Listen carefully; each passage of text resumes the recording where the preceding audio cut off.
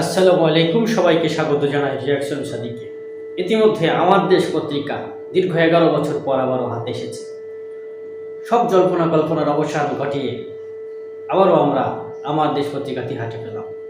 চলুন আমার দেশ পত্রিকাটি কিভাবে তৈরি হচ্ছে আপনাদেরকে একটু ভিডিওতে দেখায়। আজকে আপনারা জানেন যে আগামীকাল সকাল থেকেই বাজারে আসছি আমরা।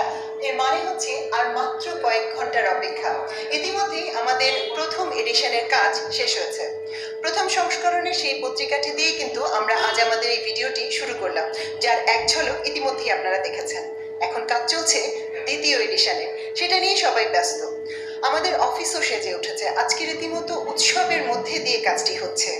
অফিসের ডেকোরেশন পুরোপুরি শেষ না হলেও এরই মধ্যে অফিস সাজানো শুরু হয়ে গেছে। সবচেয়ে বড় বিষয় যেটি, সেটা হচ্ছে কর্মীরা যে আনন্দ নিয়ে, যে আগ্রহ নিয়ে, যে উৎসব নিয়ে কাজটি করছেন, তা অতুলনীয়।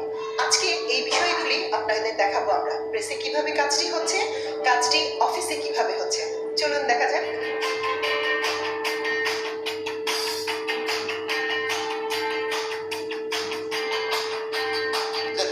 আগামীকাল সকালে আমার দেশ পত্রিকা পাঠকের হাতে তুলে দিতে পারবো।